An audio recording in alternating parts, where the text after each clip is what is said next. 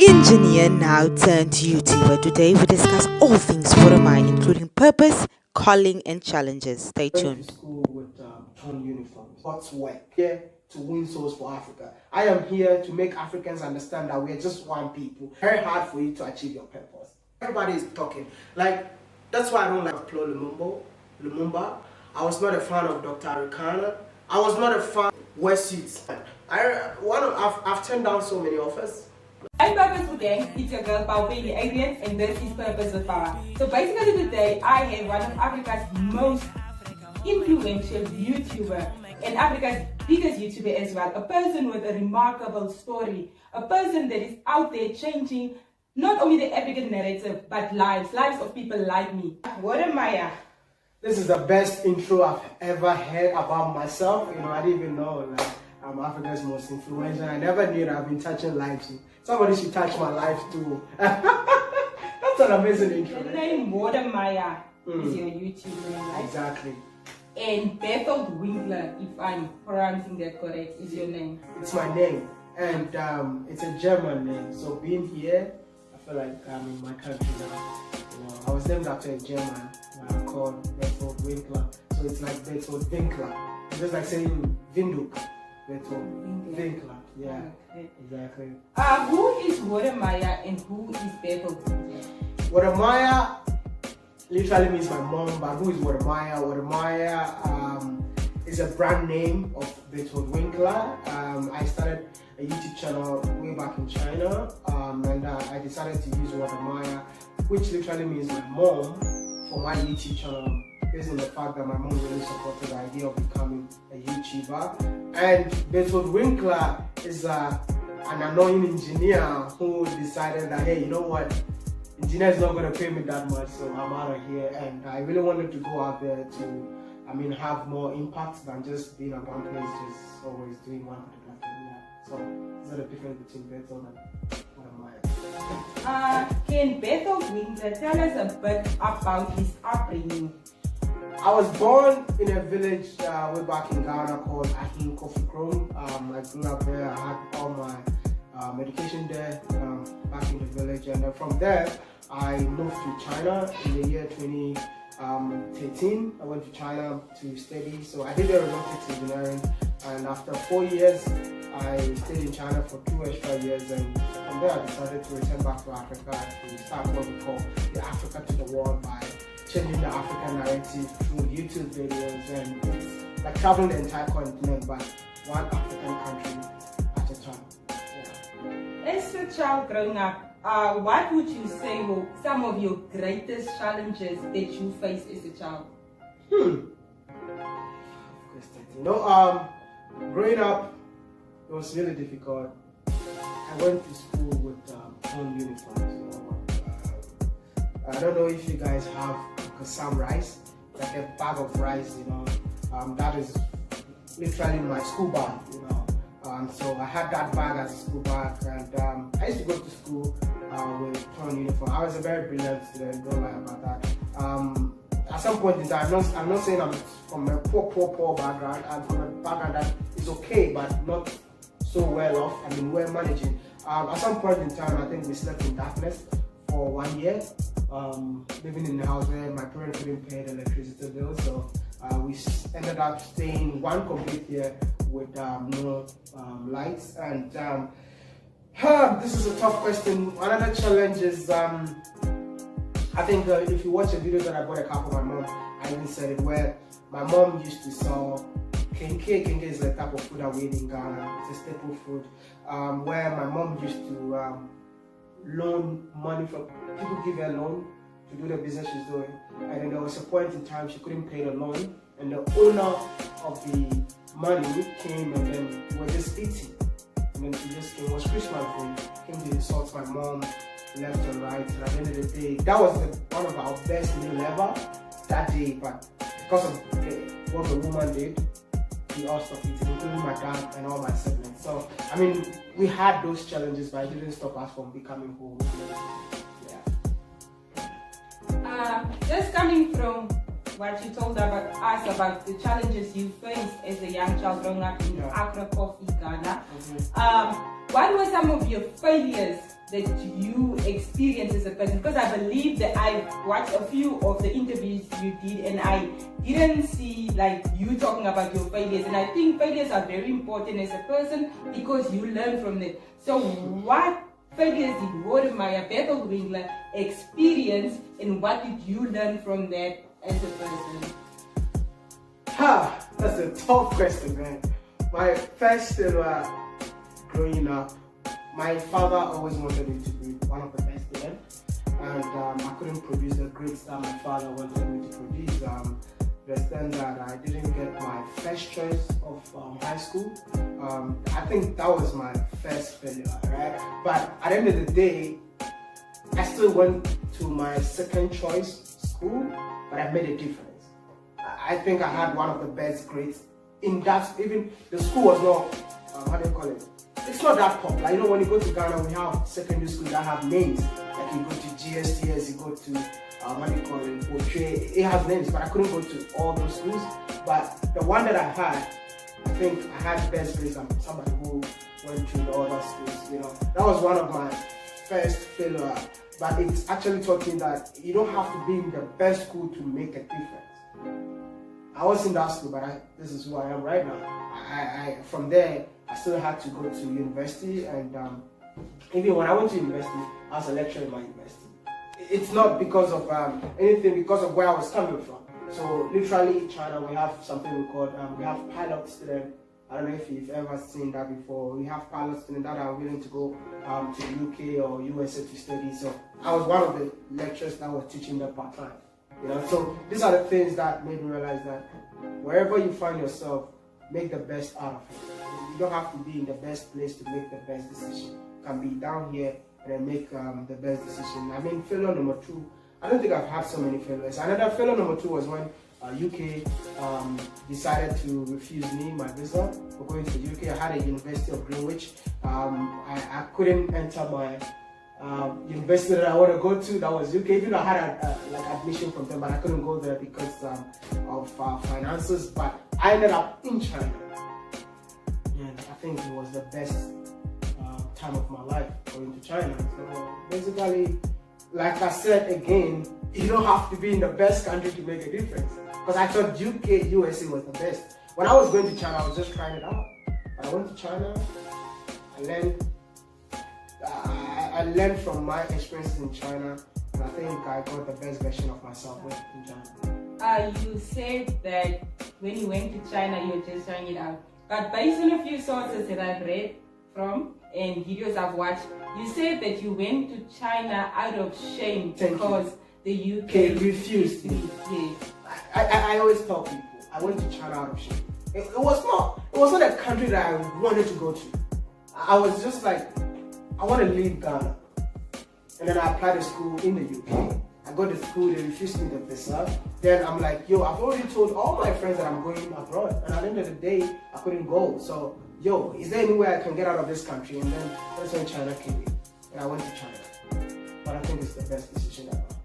Are you a person that believes in purpose and callings? I believe in both, because I feel like what I'm doing, it's a calling. Because there's so many challenges that I faced during these travels.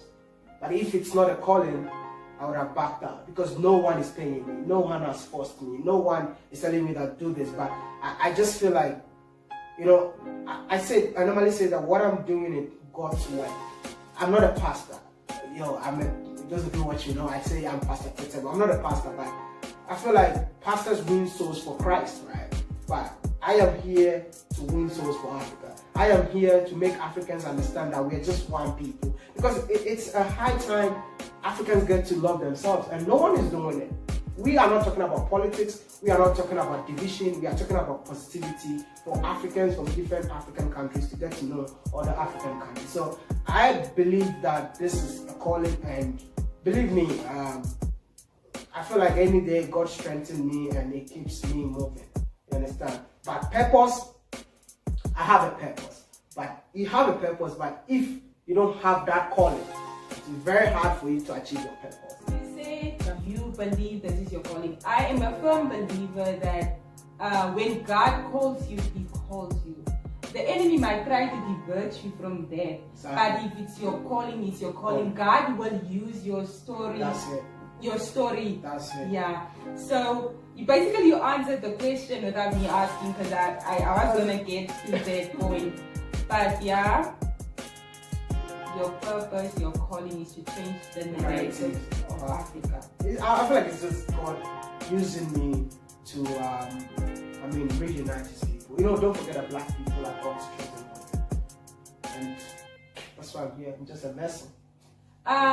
For young people or people like me who for the longest time believed that the West is it. We looked at Africa in a negative mindset. Yeah, and after watching your channel, of course, my mindset has changed. Yeah. Was there a point in time where you were like us? No, I was once like that. Listen, I'm that guy who never wanted to step foot in Africa. Why do you think I went to China out of shame? Because I felt like if you go out there, that is where you get all the respect. Like, okay, you don't respect me because I'm staying here with you in Ghana. Well, you know, this is one of the reasons why Africans will travel all part of Africa, but they will never post a photo. But when they travel to Dubai, even China, I remember the first time I go to China, I had to go and stay in the snow and take a photo to tell people that, hey, I've made it in life. Our education system made us believe that the West is the best. But when I went there, I realized that the West is already developed. And there is nothing that you as an African coming from Africa will do to change whatever that is going on in the West. You understand? Yeah, you will learn so many things that you don't have in Africa. You will acquire so many knowledge over there that we don't have in Africa. But believe me, all the things that you're going to learn in those countries, you can come back here and make that change that we're looking for on the continent. Africa is still a virgin. And I've been telling Africans that it's time for each and every young African to take part in this developing Africa by investing in Africa. Listen, Africans are fans of talking. We like talking. Everybody is talking. Like, that's why I don't like. Listen, I was not a fan of Flo Lumumba. I was not a fan of Dr. Arikana. I was not a fan of what's this? Johnson. He talks a lot. I was not a fan because I felt like, why do you guys keep on repeating yourself every single day without, practicing what you preach, without taking part of the change that we are all looking for? The talking will never solve the problem. You can meet Africans who are so smart, but all they do is to talk. But I feel like sometimes I also feel like there are people who have to talk for people to listen. But are we listening? Are we taking what they are talking into consideration? So that's when I decided to come up with something that I'll go there, see Africans that are doing it, talk about it, so that it will inspire other Africans to let them know that it's possible. I've seen so many people investing in farming because of my videos. I've seen so many people. We met a guy yesterday in Windhoek. Okay, this guy is selling solar panels. And after watching a video that we did of a guy manufacturing solar panels in Ghana, he's like, yo, that is my next project. After seeing your videos, now I want to assemble and manufacture solar panels in Windhoek. This is what I'm looking for. We talk, but let that talking turn into actions. Africans talk too much, and it's time for them to stop talking and be part of the change. Africa is everything. We can do everything here in Africa, only if we stop talking. And one thing, sorry. We Africans always think that somebody who talks too much is the smartest. He's just talking without doing anything, right? But now, I get to understand why PLO, after meeting him, why he was talking, because I didn't understand all those things. So he is also doing things on the ground that he doesn't show. But I was not a fan when he was just talking, until I met him and he showed me what he was doing. And I'm like, yo, okay, this is what I'm looking for. Okay, thank you very much for the encouragement that you're giving to Africans and for everything that you're doing for Africa and individuals that you probably do not know about. Okay, to move on to your future plans. You don't plan to do YouTubing forever. No. Yeah. No. What exactly is the plan with your YouTube channel? You see, I wanted to see more Africans changing the narratives of Africa, and I can't do it alone. I need other people from different African countries. You know, I'm not a fan of flying. I hate flying, even though I love being in the plane. But immediately the plane starts to take off, I freak out. So I want to have a whole TV platform where you can stay in Namibia, then you go and find Africans that are doing stuff in Africa. Together with your camera crew, take a video, and then we share on that TV link where Africans all over the world can see what Namibians are doing in Namibia. That is the goal. So I have to step my foot on every African country. And as soon as I'm done, the last country, this will be what we're going to launch. A TV network, or Africa to the World network, or the Mile network, where Africans from different African countries can start telling us their stories from their own countries, and then we'll be streaming it live on a platform. The YouTube channel is there. That is how it's going to be. That is how I started. The guy who I told my Africa to the World dream to, he wrote everything. He wrote everything. So this is the end result of the project Africa to the World. Okay, just a brief overview. Can you give us a brief overview of the discrimination? Because I saw that you said you faced a lot of discrimination in China. Yeah. What type of discrimination did you face? And you said there was a point in time I read that you stopped putting your videos on Chinese channels because of this discrimination. Can you just give us a brief overview of the type of things that you experience as a person? I would say that, like, when you want to experience real racism in China, it's on their platforms, their social media platforms. When they see you in person, they will not react like, oh, I hate you. But on their social media platform, they can say stuff that will get into your soul. So I used to post videos on social media where even you post one video, out of 10 comments, 9 people are insulting you. Out of 10 comments. The worst one is go back to your country. The worst one, go back to your country, you black monkey. They use that, like, words that you don't want to hear, you know. And another discrimination, like when you are in a bars where people don't want to sit beside you because you're black. Even if you're going to look for a job, they will tell you that whites only. But even if you are black, we're looking for somebody who looks like Obama. We heard all of that. I mean, anyone who lived in China or lives in China now knows that this is the kind of racism that we face in China. But I don't blame them, because that is not my country, and Africa is not strong. That's why they've been able to, like, say all of that. And you know, it's tough, man. I don't know how. Like, I think there was a point in time somebody spit on me because I was standing there with a Chinese lady. Like, you take out women, just spit, you know. And I thought people over there are even going to defend me. Nobody. I had to run and leave the girl.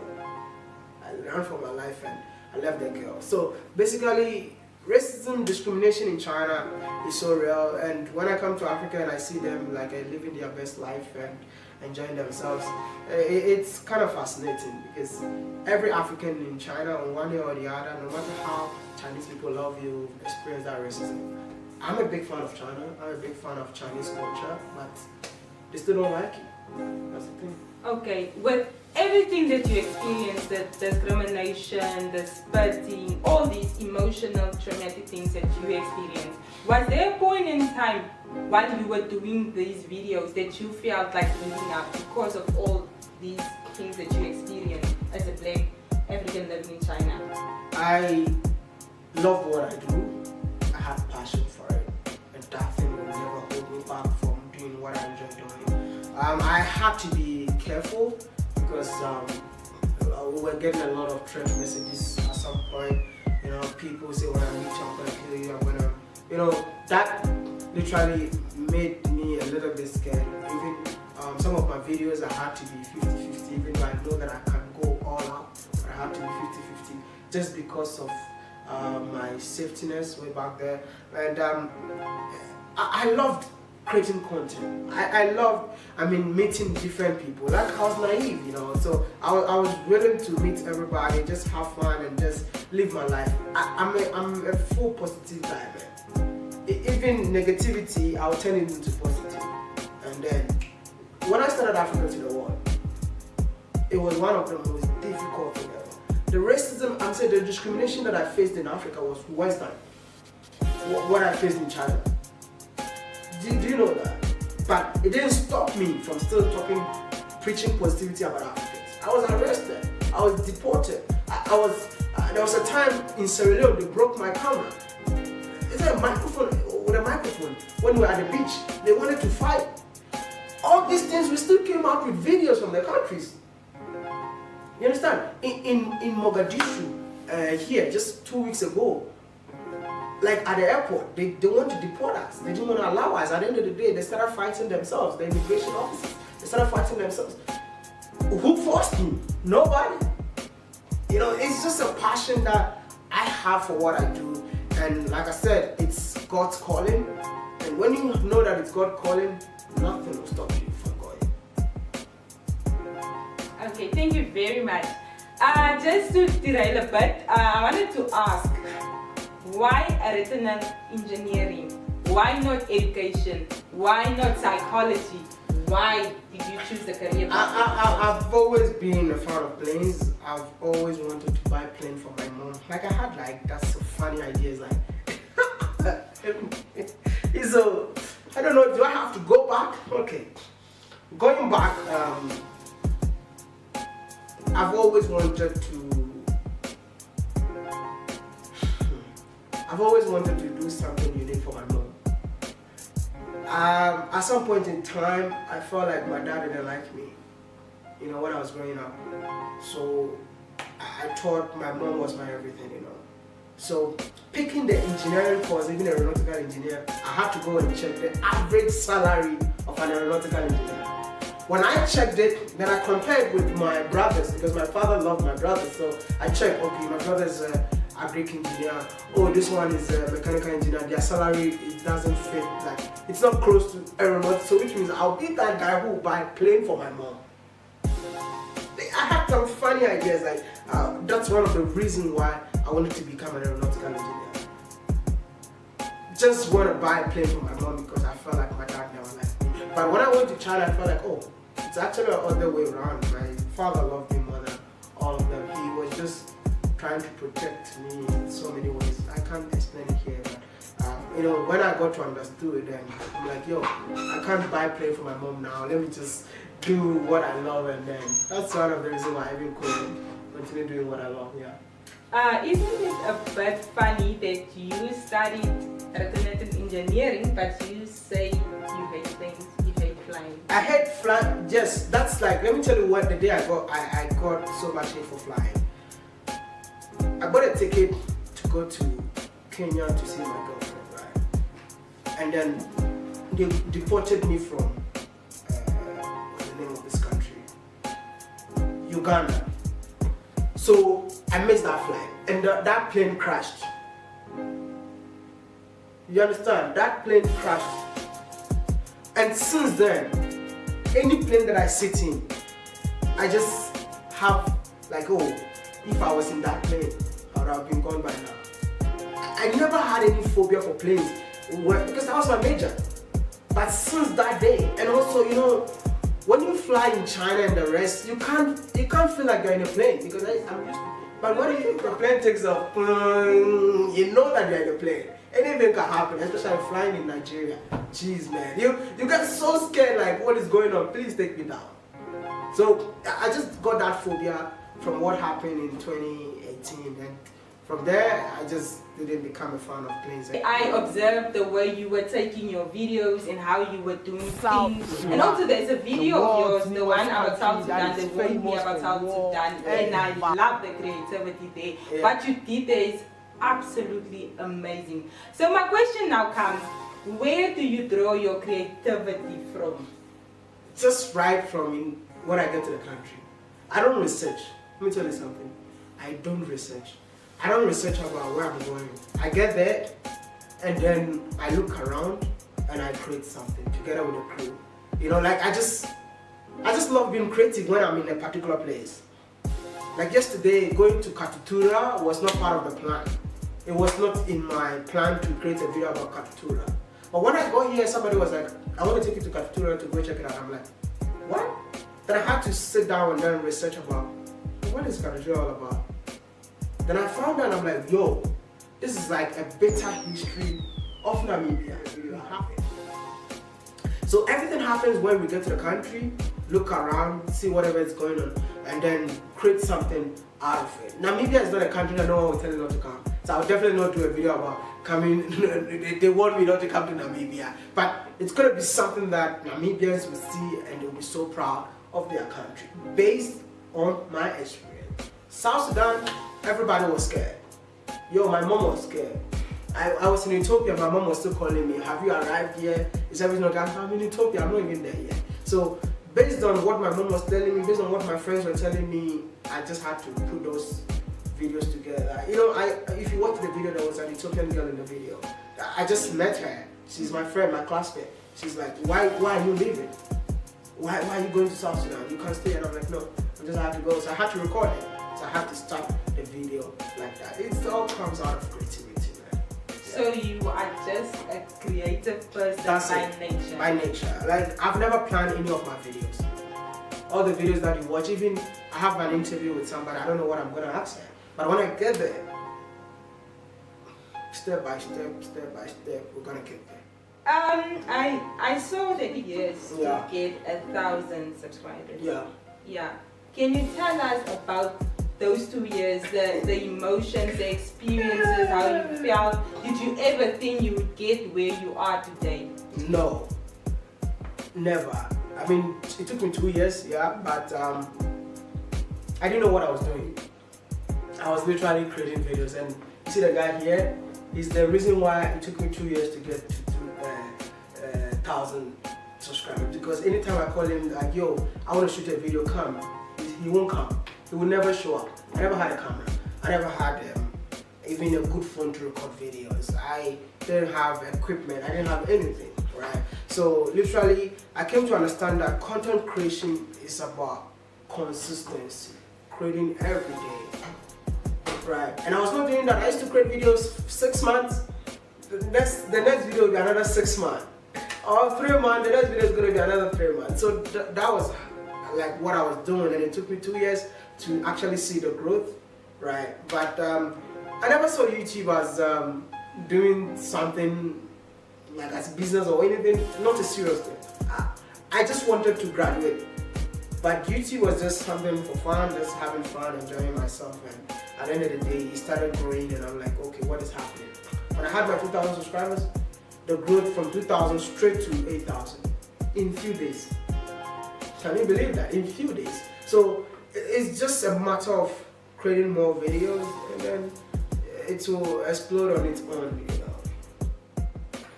You were speaking about how your vision is for Africans to join the Africa to the World movement. Now, how do you advise YouTubers, African YouTubers to be specific, to make the Africa to the world if they are joining this movement? How should they make it relevant? How, you understand what I'm trying to say? Yeah, when, you know, like I always tell people, I'm not gonna force anybody to join the movement Africa to the world. But if you think there is a need for you as an African to start telling your own story about your own country, to make Africans feel proud about themselves, let us know what you stand for. Integrity is everything, right? Have that integrity of you knowing that Africa is all we're looking for. So, I mean, know where you stand, be positive about your continent, and I mean, take the continent to the world. Because, I mean, even me, when I started, I'm like, oh, I want to let everyone in the world know that Africa is beautiful. But I realized that Africans themselves don't even know that Africa is beautiful. So I narrow my message from Africa to the world, from Africa to Africans. And when I talk about Africa to Africans, I'm talking about Africans living in the diaspora, Africans that were enslaved from Africa and they took them to the Caribbean, to Americas, for them to know that Africa belongs to them too. So that's why I've narrowed my message. From Africa, we'll be heading to the Caribbean to start creating videos from the Caribbeans, and we just want to see the similarities between the Caribbean and Africa, African Americans' way of life, and compare with Africans. And yeah, so literally know what you stand for and preach love within Africans. That's it. You spoke about integrity. Yeah. So I realized, or I also, when I was doing my research, I realized that you don't have sponsored videos, Yeah. or you understand what Exactly. there are no promotions Exactly. on your YouTube Exactly. channel. Why is this? And what was the biggest promotion or sponsorship that you turned down as a YouTuber? The question again, why I don't go from, is the fact that they tell you what to do. And I don't want my message to be diluted, right? So I just wanted to go that young village annoying YouTuber who is on the street of Africa, changing the African narratives. But when a corporate comes in, wear suits, don't do this, don't say this, it's so annoying. And I don't want to dilute my message. That's why I say that Africans are not even supporting what you're doing in terms of knowing that you struggle, or Maya, let me give you this amount of money, maybe flights. So we doing it a bit by ourselves, because we want the message to be real. You understand? I've turned down so many offers. Like, I think when I started creating videos about African entrepreneurs, we got a sponsorship deal from Dubai. They were flying us to Dubai to go create videos about real estate company. The money was good, but we had to say no, because I'm saying that it's not like I don't want to promote. I would love to promote, but the thing is that I want to finish Africa first. I want Africans to be inspired that it's possible in Africa. And once I'm done, I can go wherever I want to go to. Yeah, but there's been a lot of incidents like this, even in Ghana, a real estate company owned by China. But I'm like, no. Okay. I didn't welcome you, so welcome to the land of the brave, the only country where the sea meets the desert, Namibia. So when you came to Namibia, what was one of the greatest things that shocked you? What shocked you? You got here and you were like, wow. What was that? Wow, empty country. Like the first thing, like how we drove from the airport to the city without seeing anybody. But that changed yesterday when I went to Katutura. It's not like the country is empty. It's not that the people, the indigenous people, have been taken to somewhere else. And that is why you would think Namibia is empty. Because when I went to Katutura yesterday, it was not empty. Literally everywhere we passed, there were people parked. Namibia is not empty. Namibia, the indigenous people of Namibia has been displaced. And the government of the country, the mayor of the country needs to work on how to make everybody comfortable in their own country. The inequality gap in this country is huge.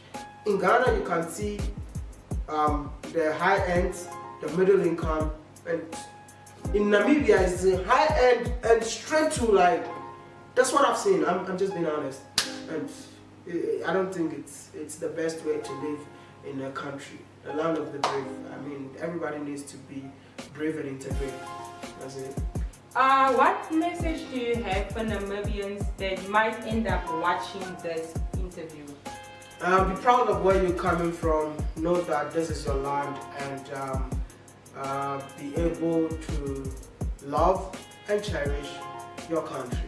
I mean, a lot of us complain about our countries, but when you travel to another country, you know that your country is doing better than others. So cherish your country, love your country, and defend your country wherever you find yourself. What am Maya? I am Maya. Okay, to close this off, thank you very much for what you're doing for Africa. Thank you. Thank you very much for what you're doing for me and for people like me. What am I doing for you? What are you doing for me? What have you done for me? Exactly. Like I said before, I viewed Africa in a very negative mindset, a negative retrospect. But now, especially the Western South Sudan, these three countries are my top three, and whenever I can travel, I'm definitely traveling to these countries. You have made me love Africa. Genuinely, you have made me love Africa, and I'm so thankful for God and what God has called you to do. Hopefully a lot of African YouTubers can also join the movement, and we can do this for Mother Africa. Wow, that's so touching, man. Thank you so much for having me. I really appreciate it. And hey, if you are new here because of Wadamaya, you know that it's by force to subscribe. Like I said, our 2021 goal is to be an Ashawo on YouTube. It's free to subscribe. Ashawo, you have to pay for it. But here, it's free to enjoy the videos. Thank you so much for subscribing. I am Maya. Pamacha, Milele. You know that? You know that. That was a good interview.